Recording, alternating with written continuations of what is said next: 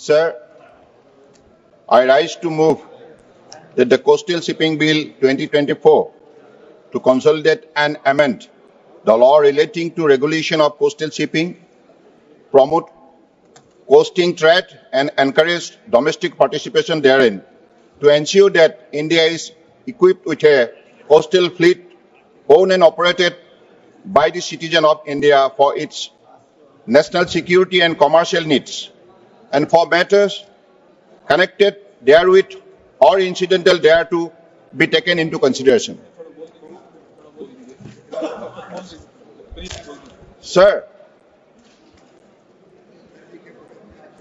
Coastal Shipping Bill, a significant reforms initiative that seek to unlock the full potential of India's vast and strategic coastline, which stretches over 11,098 kilometers across 9 coastal states and 4 union territories. At a time when our logistics sector is looking for low-cost, reliable and sustainable alternative to overburdened road and rail network, this bill offers the maritime sector a much-needed push with a dedicated legal framework for coastal trade. The provision of the Coastal Shipping Bill 2024 are also in line with the broad vision of the National Logistic Policy as dedicated development of the coastal shipping sector, which is one of the most cost-efficient sources of transport, can play a significant role in lowering the overall cost of logistics for the country.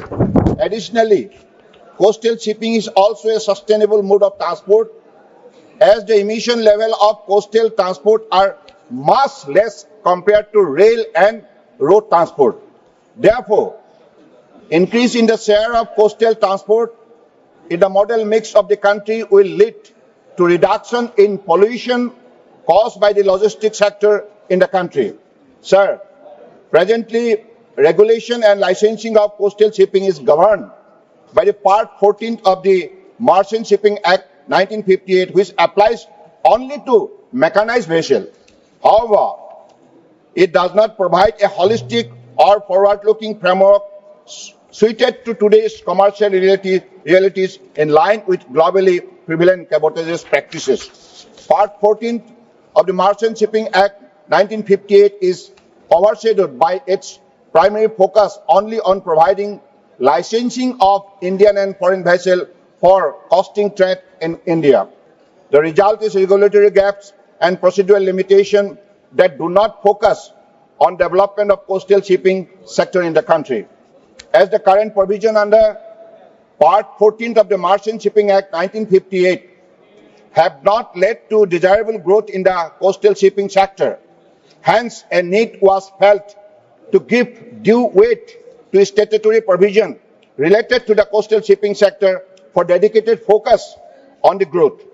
It is thus necessary to enact a separate legislation that consolidates, updates and simplifies the coastal shipping framework in line with the needs of a modern logistic economy and the global best practices. Madam, the Coastal Shipping Bill 2024 is designed to do exactly that, to make coastal trade easier, more competitive and better integrated with India's overall transport vision. Madam, this bill introduces several forward-looking provisions. Chapter 1, 2 clauses consist of provisions on commencement and definition for the bill. Chapter 2, 5 clauses deal with provision regarding licensing and regulation of foreign vessels participating in coastal trade of India. Chapter 3, 2 clauses provide for formulation of the National Coastal and Inland Shipping Strategic Plan and creation of a national database for coastal shipping. Chapter 4, 5 clauses provide for licensing and regulation of foreign vessels chartered by Indian entities. Chapter 5, 19 clauses consist of penalties and offences for any contraventions of the provisions of the bill.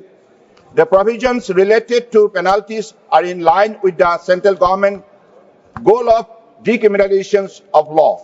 Chapter 6, 9 clauses consist of provisions regarding power of DG Shipping to seek information, issue direction, central government power to issue direction and provide exemption, among others. With respect to the key provisions of the bill, first and foremost, it does away with the requirement of a general trading license for Indian ship to engage in the coastal trade, that is clause 3. This step will significantly reduce compliance burden and promote ease of doing business for Indian shipping companies, which is in line with the Government of India's mission of enabling ease of doing business. Secondly, Madam, the bill provides that the foreign vessels may only participate in India's coastal trade under a license issued by the Director General of Shipping, clause 4, and allows the imposition of statutory conditions on such licenses.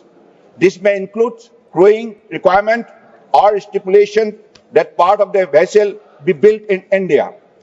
This will not only support Indian shipyard and generate employment for Indian seafarers, but also protect our long-term strategic maritime interest.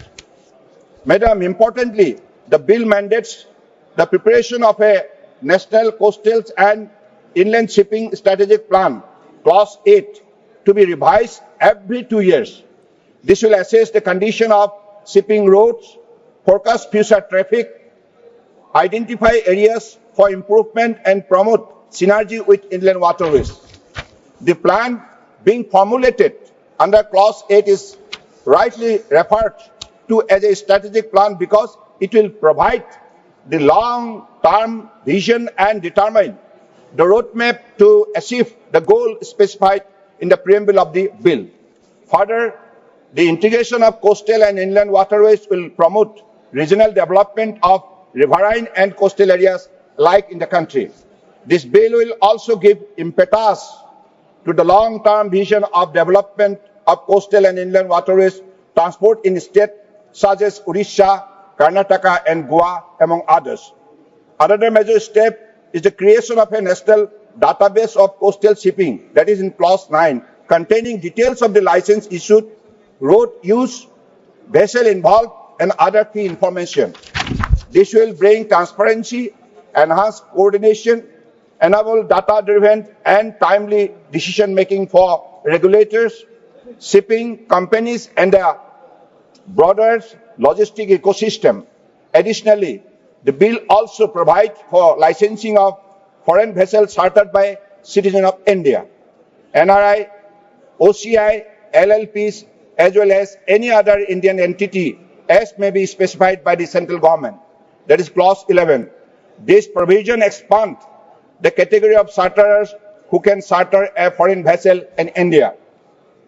Respected Madam, a concern often raised about central legislation is whether they undermine the rule of state.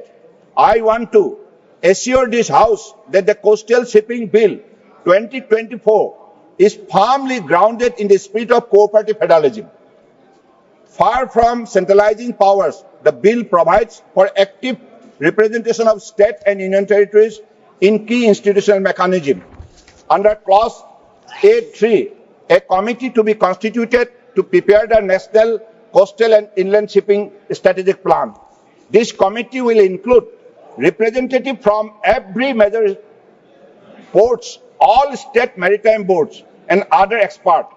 This ensures that the state will not only be consulted, but will actively shape the strategy, route, regulatory approaches for coastal shipping.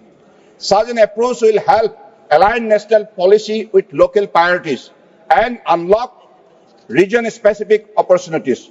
Furthermore, the integration of coastal shipping routes with inland waterways, which often traverse multiple states, call for collective planning and coordinated execution.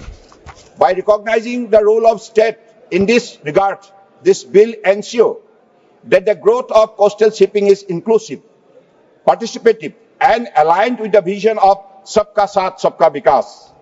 Respected Madam, the proposed law built on the strong foundation laid by this government over the last decades, including prioritized berthing for coastal vessels, grain clearance channel, GST reduction on bunker fuel, and the right of first refusal scheme for Indian-built vessels.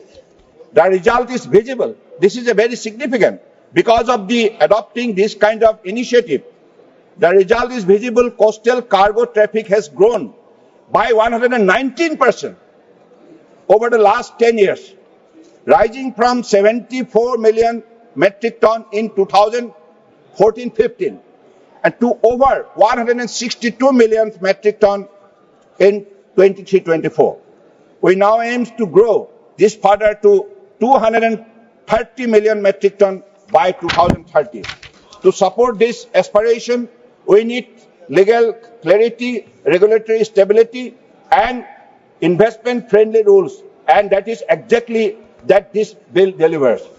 Internationally too, countries as the United States, Australia, and the European Union have adopted dedicated laws for coastal trade. This provision in this bill reflects the best of those practices adopted to suit Indian conditions. Madam, this bill is the outcome of consultation with stakeholders across the maritime sector. In addition to interministerial consultation, input were also received from several private stakeholders. In conclusion, this legislation is timely, necessary, and forward-looking. It will reduce logistic costs. What is the merit of this initiative, this particular bill? It will reduce logistic costs, promote green transport, support Make in India, and create thousands of jobs in shipbuilding, port services, and manning of vessels. The overarching goal of the bill to develop a coastal fleet owned and operated by Indian entities will lead to reduce dependence on foreign vessels for critical areas relevant for our country's coastal shipping.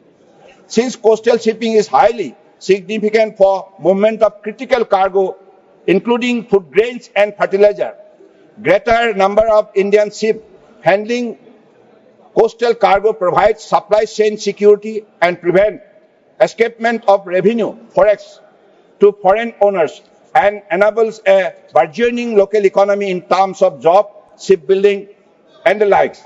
These goals are in line with the broad mission of self-reliance as envisaged in creating Atmanirbhar Bharat.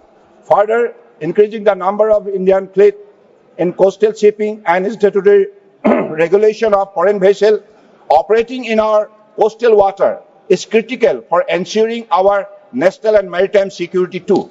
Hence, this bill has well accounted for the same. It aligns local aspiration with national goals and provides a framework for the next 25 years of coastal economic growth under the Maritime Amritkal Vision 2047. I urge honourable members to support this bill and help lay a strong, modern foundation for India's maritime future. Thank you.